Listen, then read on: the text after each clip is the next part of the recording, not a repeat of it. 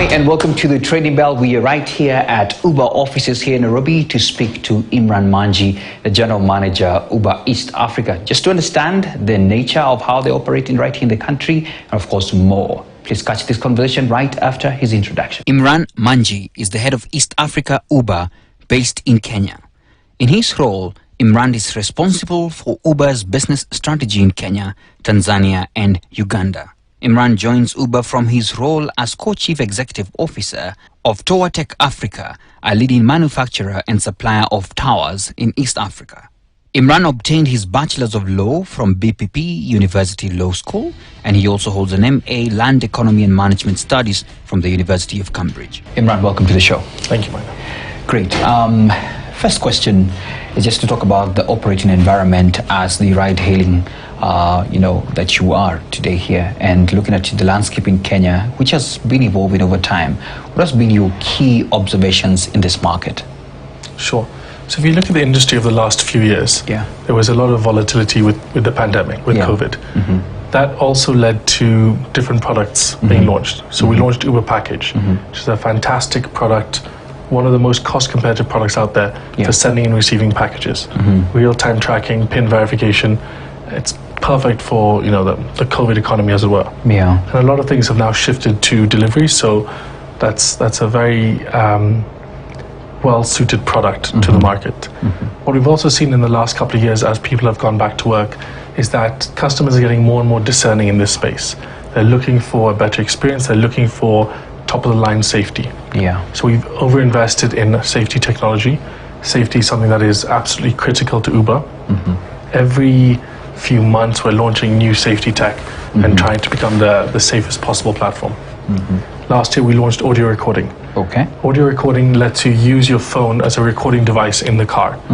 So if maybe you're having a verbal dispute with the driver, to avoid a situation of he said versus she said, you just turn on the audio recording and it lets us hear what's actually happening in the car. Okay, that's on the app.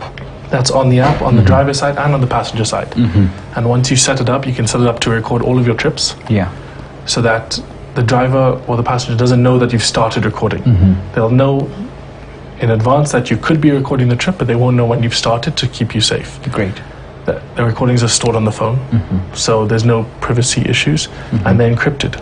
Okay. Only when you file a safety complaint and then you send us the file can we then listen to it and understand what happened in the car. Okay. So that's an extra layer of security that keeps people hopefully happier with the Uber platform. All right. Thanks for that, Imran. And with the growing competition, because we see, there's competition coming up, some local and even some in the global scale, how do you plan to maintain your market leadership in Kenya? This is me making the assumption that you are the leaders because everybody talks about Uber. Are you first? We'd like to think we're the preferred partner for most people that use ride-hailing. Okay. And we would like to stay there by ensuring that we always put the customers first. Yeah. This means we focus on earnings for the drivers, we focus on the best possible experience for customers. As I mentioned, on the safety features. Yeah. We believe that we are quite far advanced from everybody else in terms of the safety features that we have on offer. And we're not going to rest there. We're going to keep pushing. We're going to keep innovating, bringing new products to the market, and keep building on that. Okay. I'm curious to ask you about your competitive advantage. I mean, looking at, all the other competition and everything else, what would you say is your competitive advantage? I think we have a couple of different ones, depending on who the competitor is and what segment we're looking at. Okay. In the main sort of core of Chap, UberX and UberXL, I think safety is the area that we're very differentiated. We have things like the emergency button. Yeah. This enables a passenger to press the blue shield. Yeah. And we will send a emergency security or medical dispatch to them. Uber bears the cost of that. Yeah. And it gives you that added sense of peace of mind. Similarly, on the driver's side, we've also added in tow trucks. So if a driver is driving, they get a puncture, they can call a tow truck. The tow truck will take them to a safe place where they can address the puncture. Yeah. We cover the cost of that. So these safety features help us be very differentiated, and hopefully the public is aware of that and appreciates the different value that brings. Okay. We also have other products that are quite different. So I mentioned Uber Package. Yeah. Fantastic way of sending packages or receiving packages across across the city. Imagine a small business that is selling glasses, for example. They're able to send multiple deliveries using Uber package. They don't have to wait for a rider that they know to come. They can just send them out, track them individually, and then they know that the customers received them because the PIN verification ensures that the delivery driver and the recipient have met. And then recently we launched Electric Border. So Electric Border is our electric motorbike product, which is the first zero-emission product in Africa that Uber has launched. It is probably the largest single fleet of electric bikes in the country. It uses a battery swapping model, so you don't have the range anxiety. A driver can just pull up, swap the battery and keep going. So you're getting, an environmental benefit of no pollution, no CO2, no nitrogen oxides, and no noise. You're getting a driver benefit of, range and lower operating costs because electric is cheaper to operate. And on the passenger side, it's not noisy, there's no vibrations, and it's cheaper than any other comparable motorbike product. So it really is a fantastic value proposition. Great. Let's move on to the regulatory environment, and I'm sure you have had your share of operations and regulations that are in around that. And I wanted to ask you, how are you navigating the landscape here in Kenya, especially in light of the commission cap regulations that are there imposed by the NTSA? Sure. So the NTSA released regulations in October 2022. We are fully compliant with those regulations. One of the headline features of the regulations is that service fee is capped at 18%. So our service fee in Kenya is capped at 18%. We are fully compliant. It does mean that a regulation cap, a service fee cap like that, does potentially limit how much we can invest in the market, because traditionally our service fee would be 25%. But in this market, it's now 18%. So we are compliant, but we are also making the regulator aware that, we want to work hand in hand to ensure the best for the country and for the economy. Now, if an 18% cap means that we're not able to invest in as many features as maybe the customers and drivers would like, this is something we're letting the NTSA know. So Imran, just on that, there could be someone who's watching and saying, I want, or have been considering, joining Uber and all that, and they may want you to break it down for them, the pricing structure that you use, so that at least they can understand, if they're considering that, what is it that you would, they would be looking at? Sure. So when a passenger uses the app, if they are paying 1,000 shillings, 180 shillings, 18% comes to Uber. 820, 82% goes to the driver. This excludes pass-through costs such as parking. So for example, when you go to JKA and the driver has to pay 100 shillings for the parking, we will add that on to the fare. The passenger will pay for it and it will pass straight through to the driver. Because they're then paying the parking fee. So those we don't count as earnings. What we look at earnings is excluding the pass-throughs. Of the earnings, we take 18%. And what we always say is, look past the headline amounts. What value are you getting for the 18% that you're paying? With Uber, you have state-of-the-art security features. 2 sets of background checks for each driver that comes on board. 2 sets of vehicle inspections. You have facial recognition technology. You have insurance on all of the trips for the passenger and the driver, personal accident insurance. You have the emergency button. You have audio recording. You have 20 different safety and security features to make it as safe as possible for you. So, yes, other apps you may be paying 15%. But what is the value you're getting? For me, that is always where we're trying to hit. We want to be the best platform for earners, which means we provide the most possible value. Okay, thanks so much for that. And I think that's a cutting edge in itself. Let's talk about your driver and ride experience, which is quite critical as well. And I wanted to ask you about the safety, which is top priority for most people. They want to feel safe. And I think we've heard sentiments, I may not mention the names, of other apps where people were complaining, now you're not safe. And, sometimes they could not be substantiated, but people have spoken out there. And I wanted you to engage to your customers.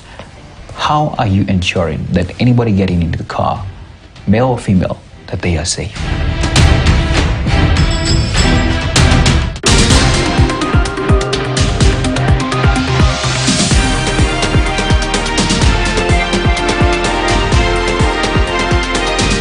KTN News.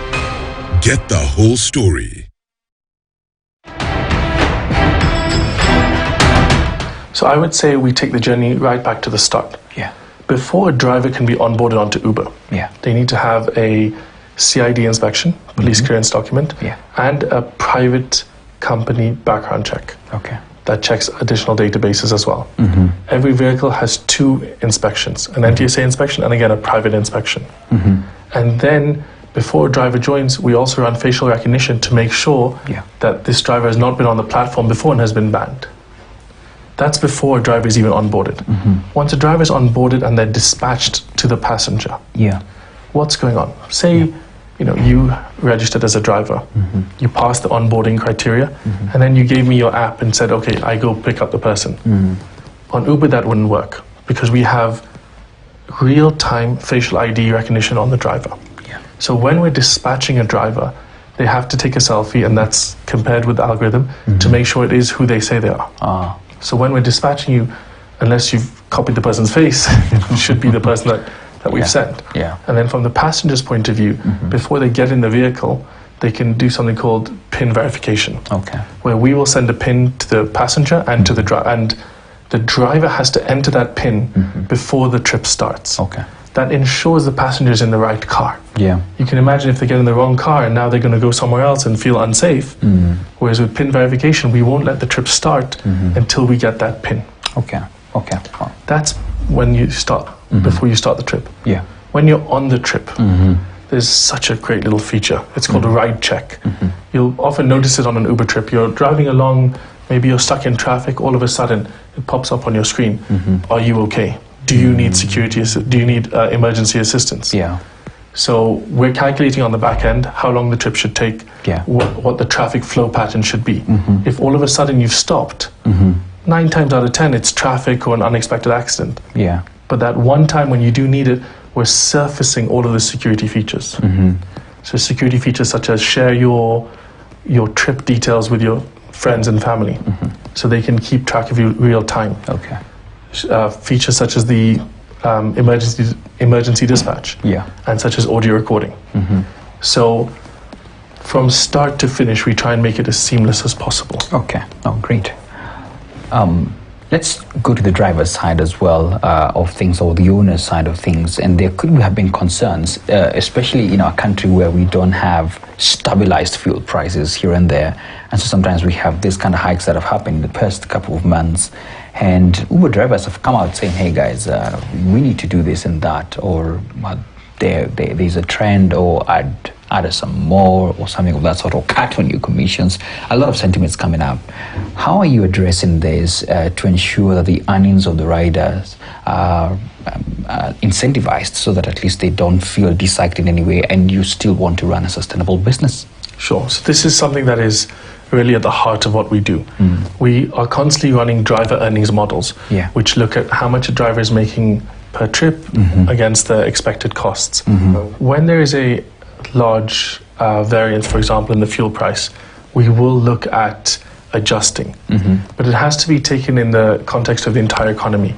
Right now, for example, there's a cost of living crisis, which means that if we sort of increase prices by 20%, a driver may earn 20% more per trip, but then take 30% fewer trips and have lower earnings overall. So we're always trying to balance and find the best solution. Last year, there was a lot of volatility in the fuel price. So we responded sometimes with a price increase, but other times what we did is we took from our own pockets and invested in incentives for the drivers. So the more trips they do, the more they earn. So in that way, the passenger is buffered from the increasing costs, whereas the driver is still compensated for the increasing costs through incentives. So we're constantly playing that balancing act and trying to reach the perfect point for drivers and for passengers. On that same thing, by the way, sometimes I've taken up a ride and I see I have some discounts. Now, is it cut on the driver's side, or how is it that? Never. In that hypothetical example, 1,000 shilling fare, if you got a 50% off, the driver should be making 820 on the trip, whereas Uber takes 180. In this example, the passenger would pay the driver 500 shillings, And as soon as that trip is complete, in the driver's wallet, there'd be the remaining 320 shillings credited to their account straight away. So if, in effect, Uber didn't make a dime on that trip, it actually costs us 320 shillings to give that promotion. So then the question is, okay, well, how does the driver access that money? We recently introduced early cash out, which is our system for a driver when they have money in their wallet, you know, request for the funds, and within a couple of hours they have it in their M-Pesa account. And it's good to go. So it's quite immediate. So these guys who were trying to tell us, hey, you see, I got a discount, do something of that sort, we shouldn't even bother. I think that's a little bit misleading. Yes. I can't speak for the other apps, but on Uber, the discounts are always credited immediately to the driver's wallet. Immediately. Excellent. Thanks you for that. Let's talk about sustainability, and I have news that you have introduced a sustainable product in Kenya. I wanted to know what product that is and how you're doing this. Sure. So if we look globally at Uber has a target of being zero emissions by 2040. So around the world, every single vehicle on Uber has to be a zero emissions vehicle by then, which is a Herculean task. It is. It's not going to be easy, but we got to start somewhere and we got to aim high. So our first electric product in Africa was launched here in Kenya last year in September. Oh, great. So it is an electric motorbike product, and it's a really fantastic one because it's a win-win-win. Passengers, drivers, and the environment. On the driver side of things, electric motorbikes are cheaper to run. They're a little bit more expensive to purchase, but they're cheaper to run because you don't have the fuel price and there's fewer moving parts. So drivers benefit from lower operating expenses, and it's a little bit easier to drive as well because you don't even have a clutch, you don't have the vibrations, you can enjoy the ride a little bit more. On the passenger side of things, it's cheaper than any other ride-hail motorbike product that we've seen to our knowledge. It's zero emissions, which also means it's very little noise. You're right. You can talk on the phone while you're driving, and it's also available in the CBD. The CBD has historically been somewhere where motorbikes don't typically operate too often. You're right. But electric border, that's the name of our product, is available in the CBD. To and from the CBD, you can take rides. And then the environmental benefit is, we have a country where we're blessed with an 85% renewable grid. All of that renewable energy put into the bikes to move them instead of using fossil fuels, zero emissions, no particulate matter, reduced air pollution, reduced noise pollution. It's fantastic. And we've actually, in the last 3 to 4 months, we've offset the equivalent of planting about 25,000 trees. So we'll keep you posted as that number goes, aiming towards Aberdare's forest. Yes. I'll let you know when we get there. Thank you. And as we come to the tail end of this conversation, a lot of people who use your, hailing app, Uber, would also want to know, okay, all this cash that we give Uber, because people always will say that, do you do something else with it? Any CSR activities that you guys do? Or are you doing anything locally as well? We do. At a global level, we do, especially on the larger events that happen in the macroeconomy, but at a local level as well. For example, in the last general election, not many people know this, but the police officers and the other security officers that work at the election stations will often do incredibly long shifts. 12 hours, 18 hours is quite common. So we partnered with a charity called Team Pankaj, and we delivered free of charge to the charity and to the police 27,000 meals across all of the polling stations in Greater Nairobi, multiple meals, lunch and dinner to all the police officers. So there's several local initiatives like that where we try and get involved and give back to the community. Impressive. Just remembered something else where sometimes as a customer you would go in and wonder whether this guy or the driver that you have there, whether he has had some rest and all those kind of things. I wanted you to address that. How do you ensure that we don't have someone who is super overtired, and also address the issue of lady drivers? Because some people would prefer that, and maybe the drivers themselves would want to feel safer, especially if they're lady drivers. Those two things, could you address on that? So again, it's something that Uber has considered. Every driver on the Uber platform is set with a driving hour limit. Yeah. So once they get to that limit, they are forced off the app for at least 6 or 8 hours so they can rest, and then before they're allowed to rejoin. So there cannot be a situation where they've been driving straight for 14 hours because the app won't let them. Yeah. So if ever you want to take a 12-hour trip on Uber, it's going to cut you off after 12 hours. You won't be able to get to hour 14 or 16. And on the women driver side, this is something that is incredibly important to us. We want the gig economy to be accessible to everybody. Absolutely. Women drivers actually have a setting on their app that lets them choose women passenger preferred. Yeah. So that women passenger preferred feature then lets us try to the best of our ability to dispatch them only trips from women. So for example, you can imagine a women driver at night. Yeah. She doesn't want to necessarily get into a car with a man. Yeah. She turns on that feature, and we will try as best as we can to only give her female passengers. Okay. Wow, lovely. It's a driver side feature. Okay. So in closing, what are your expansion plans? Because I've noticed maybe there's some places you would go and you're like, oh my Uber can't get anybody around here. Any plans that you have in the offing? I think, as a general policy, we don't discuss expansion plans until they happen. Of course. And then we'll let you know when we're there. But I think there's still a lot of scope for expansion and consolidation within the existing cities. Okay. We are growing our product portfolio with the new products I mentioned. There's a lot of headroom for a lot of them to grow. We have growth within the existing cities. Okay. We launched Eldoret, Nakuru, Naivasha, and Kisumu last year. So we need to grow these cities, throughout the whole region. We're also expanding. So there's a lot of investment in this region. Okay. My final question, definitely, as you noticed, my lapel has the Nairobi Securities Exchange on it. Of course, we enable people to own part and parcel of your company. Are you looking one day to cross list? Because I know you're listed somewhere else. Those conversations are far above my pay grade, unfortunately. But I think Uber just got added to the S&P 500. So I think the US listings are probably where we're going to stay for the time being. Okay. Thank you so much for your time, Imran. Excellent. Thank you so much for having me. Great. There you have it. That's Imran, and he's talking quite optimistic that, listen, guys, we are still on, and we are not going to leave you just like that, and we will give you more and more better value as the hailing app for your favorite ride. Thank you so much for your time. I leave you now with the markets.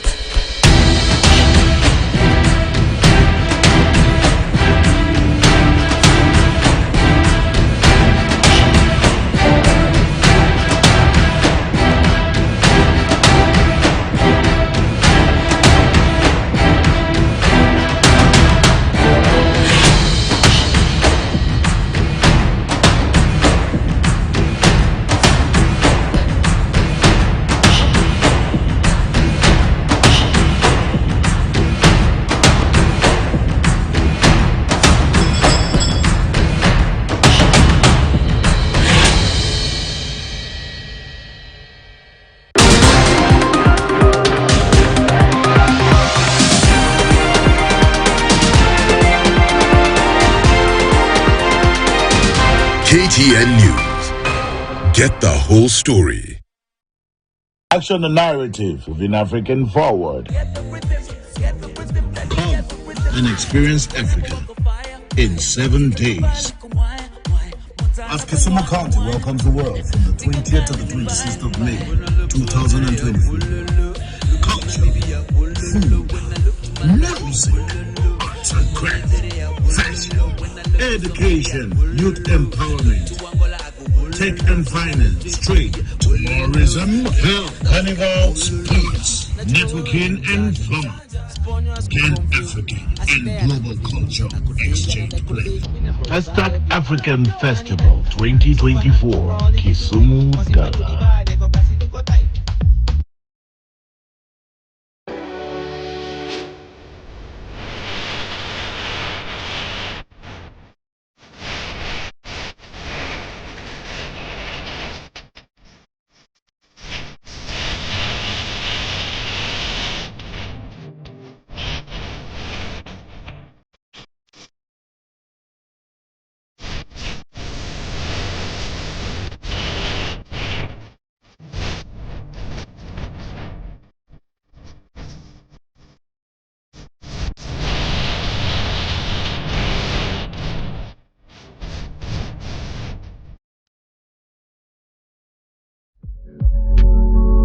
this man posed as a rich guy, very busy man, very rich guy.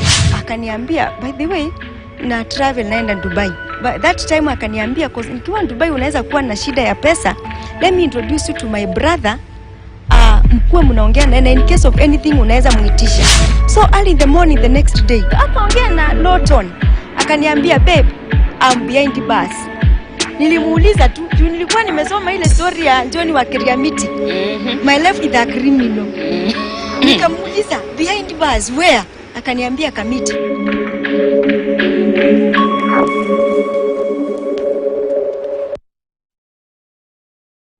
Lights.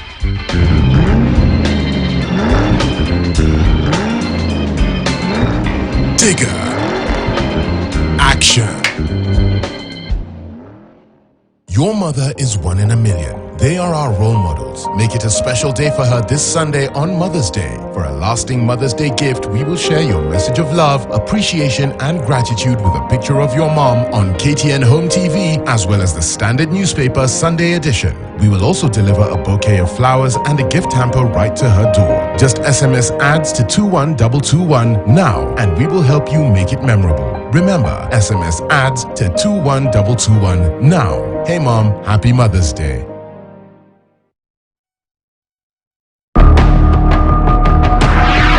So I'm getting to the scene, only what I saw was my son lying down. He's covered. I just saw the bag and I know that is my son. Miaka tisa hauna mtoto. Trevor is no longer there. Miaka tisa, nobody's telling anything. In as far as I'm concerned, that is carelessness and negligence on the part of the driver.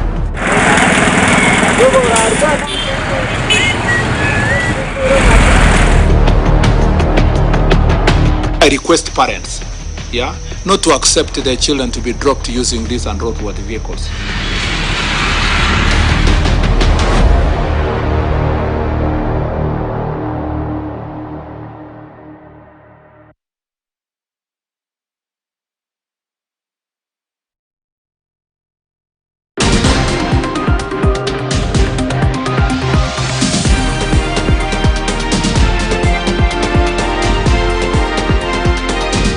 KTN News. Get the whole story.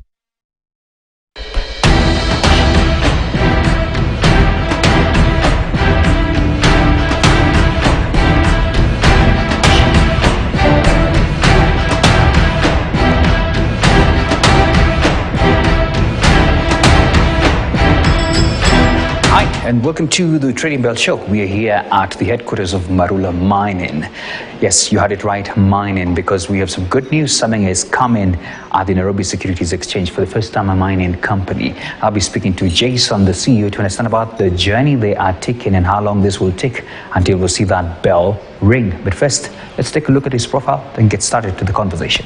Jason Brewer is a highly qualified mining engineer with an honours master's degree from Imperial College, London. He holds extensive experience in global mining, particularly in the UK, Australia, Canada and South Africa. Formerly, he was associated with major investment banks specializing in financing mining projects, notably in Africa. He's also the founder of Gathoni Mushai Investments, actively engaged in the mining and metal sector. Currently, he's the CEO of Marula Mining PLC, a London-listed company focusing on battery metals, lithium production, and copper and graphite projects. Additionally, he serves as executive director at Shuka Minerals PLC and chairman of Neo Energy Metals, specializing in uranium and energy metals. Jason, welcome to the show. Pleasure, thank you. Great to have you. Beautiful scenery here in the offices and a beautiful place as well that you have. Thank you very much. Yes, the office is a great environment and headquartered here in Nairobi too, so where we should be. Excellent. Okay. Let's start with the fact that our viewers would really want to understand and get to know Marula Mining. In a brief description, who is Marula Mining?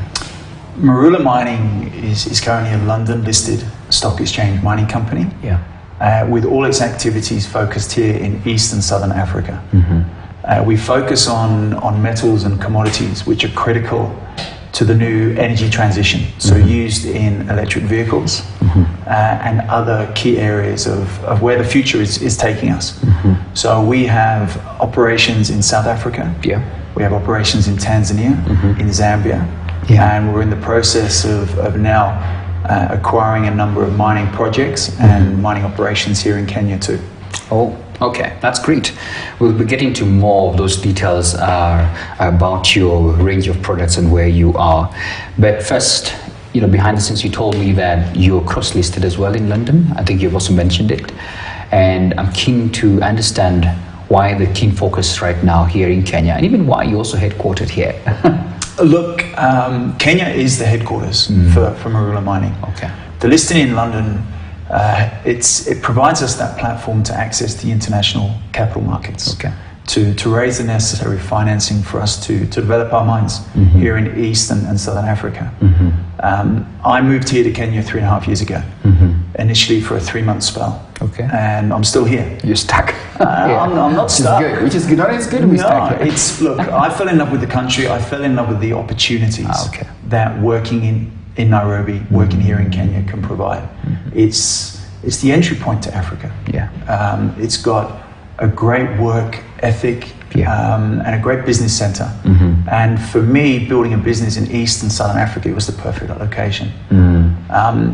Now moving ahead with this listing on the Nairobi Stock Exchange, Nairobi Securities Exchange, as a company that's got its primary listing in London was very important for us. It gives our local partners and all key stakeholders the opportunity to participate directly in our business as shareholders. It's also a sign of the commitment that we're making to the region and to the country. So it's critical for us, for our future. Which is good. Let's talk about the factors that have driven the demand of minerals and what you're seeing across the mining industry. First, I know here in the country we had a hiatus at some point. There was some regulatory issues that were coming along that, but it's good news to hear that things are happening here. What are you observing and what are the trends that you're seeing? Look, Marula Mining is focused on the metals such as lithium, copper, graphite, cobalt, all those commodities which you find in electric batteries, electric vehicles. So those metals, those commodities are in such tremendous demand globally. We all hear about how electric vehicles, the growth in demand has skyrocketed. And there is an insatiable demand for those metals.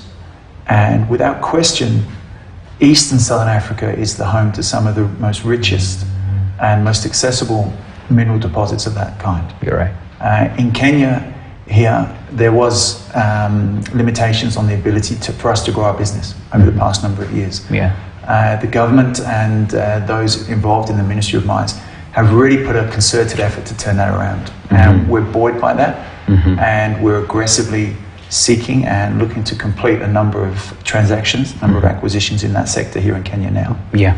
But demand has really driven a focus on these commodities, which before was never there. Graphite was never a commodity that had anything like the interest that it has now. You're right. Now East Africa is going to become the 6th largest producer of that metal in the world. And that's from a standing start a number of years ago. So that is a particular commodity we're focused in neighboring Tanzania on, but also here in Kenya too. You've spoken about, and indeed the world is really moving towards just green economies where we want to see sustainable ways of doing things without really messing the environment and all that. And with mobility, especially moving to the electrical side, I can really see that particular demand. Do you think this is feasible? Can we fully transition to that? Look, Kenya is one of the best placed countries in the world for that. One of the very few countries in the world that's met all those key targets of the Paris Accord and so on. So can the world get there? I think it will. It will. There's no question about that. And the momentum that has been built over the past decade in getting us there will continue. I actually think Kenya, in particular, is very well placed to emerge as Africa's largest, call it battery manufacturing center, where they can actually not just produce the raw metals, but actually produce the much more value-added aspects of that industry. Okay. And do it in such a way that it's being powered by that sustainable energy, be it the geothermal, the wind, the solar, which Kenya has in such abundance. You know, we produce lithium. We're mining lithium in South Africa. Call it the travesty. The sad side of it is that our power in South Africa for that mine comes from a coal-fired power station. You know, South Africa is dependent on coal-fired power stations for the majority of its power. To produce those sort of commodities here in Kenya, here in East Africa, from 100% renewable sources of energy is clearly something we're focused on, and where I think we'll look to work with local stakeholders to develop in the coming years too. Okay. Thanks for that. Let's now get into the conversation deeper on your listing journey, and I just want to understand, I'm curious to understand how you're navigating this, especially on your regulatory approvals and of course the expected listing dates. Look, we decided several months ago that the listing here in Nairobi was critical to the future success of our business. We engaged local advisors, so we're working with Fader Investment Bank. Very capable, very experienced, and they've certainly led us through that path. And it's a difficult one because, as you know, there hasn't been too many new listings. It's been some time. Yes. Exactly. So, you know, we're treading new ground there, and this is a dual listing from our primary listing in London. And I think we're one of the first few there as well. And we're the first mining company. So it's a whole new sector for the exchange. So that has not created issues, it's created an opportunity. So working very much with the team at Fader, working very much with Mr. Jeff Adunno, the CEO of the NSE. They are so committed to getting us there, and unashamedly, I guess we're the slow party in this. They've been pushing us. We were hoping to have this done before the end of 2023. We've had to get a number of reports from a technical perspective, a legal and a financial perspective. They're all now completed, and Fader Investment Bank are just finalising that listing document, which I know from my discussions with Jeff down there at the exchange, and his discussions with the CMA and all his compliance team, that'll go through relatively quickly. And from a timetable point of view, in the first half of March, we're expected to be listed and trading here in Nairobi. Wow, we look forward to that, to you ringing the bell.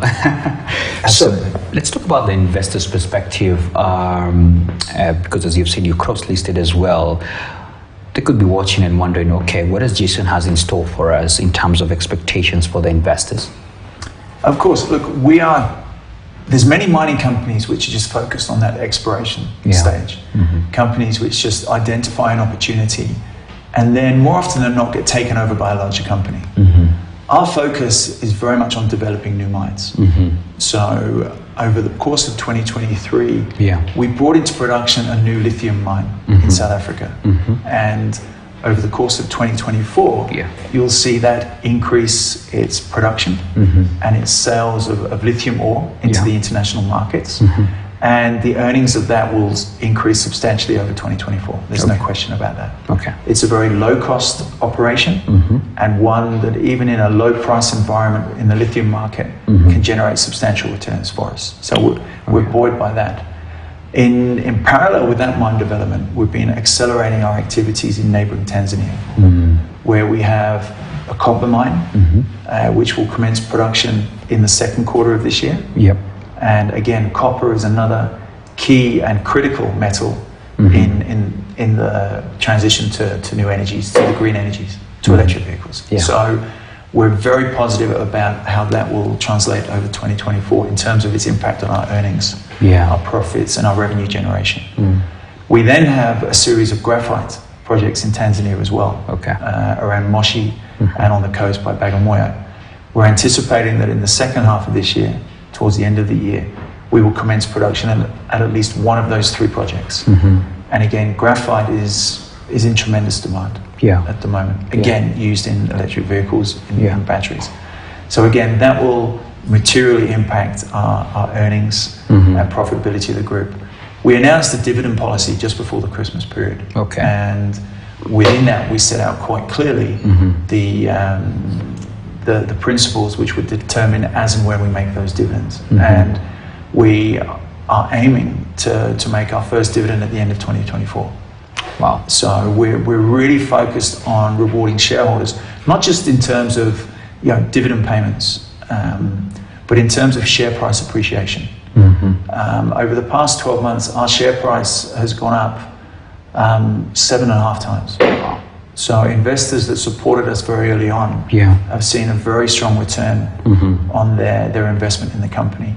Okay. We're anticipating continued growth in our share price and in our earnings potential. So when investors look at us, they should be looking at that growth of our company going forward, the support we have from some of our key shareholders, and the projects and the commodities that we're looking at as well. Yeah. One of the key things that has always been a challenge for a lot of investors and people who really want to create shared value to investors is capital raising. I'm curious to know, apart from just that, if it's one of your challenges, what other headwinds have you faced in this entire process? Look,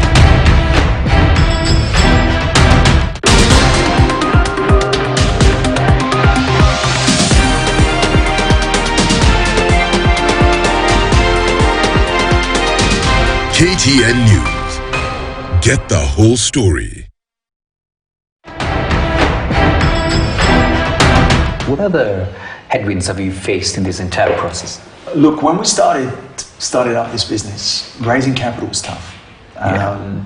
Raising capital for a European-based or North American-based mining company is hard enough. But then when you tell investors in London and in Europe that you're actually focused here in Africa, again, that pool of capital diminishes very, very quickly. We were able to attract a very significant supporter of our business, one of South Africa's most successful mining entrepreneurs, self-made billionaire, a guy by the name of Quinton Vanderberg, who runs a mining company out of South Africa called Q Global Commodities. He invested significantly in us early on and has done obviously exceptionally well in terms of how his investment is now valued, given the share price appreciation. So we were able very early on to secure the necessary funding to develop our first few mining projects. Going forward, for us, our focus is on using our cash flow, using the profits out of our operation to invest back into our business. It's that organic growth there. That is how we will continue to grow, to expand, and identify new project opportunities, new mines. Saying that, we also want to align our partners in these new mines. So when we do acquisitions, as part of the consideration, we issue them shares in our company. We want them to benefit from the growth in our company, the appreciation of that share price, and also to be very much aligned with us. That's the key thing in all our activities here, is having well-aligned shareholders, investors, partners, to make sure that we're all going in the same direction. It's critical when we operate in these countries. Absolutely.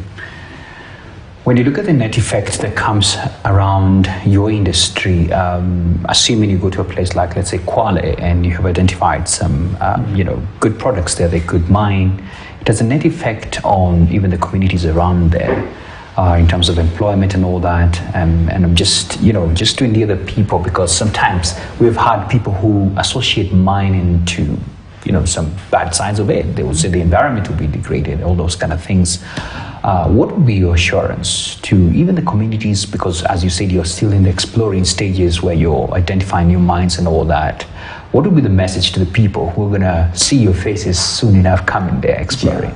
I think, look at our track record already, which we've demonstrated in South Africa, where within a very short period of time, we've got a mine into operation.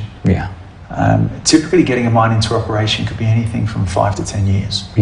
We got a mine into operation within 12 months. That mine is one of the sole employers in that area. It's in the Northern Cape of South Africa, an area of massive unemployment, and a number of other social issues. We've got involved there. We've developed our mine. All our employees are from that region, from the neighbouring towns.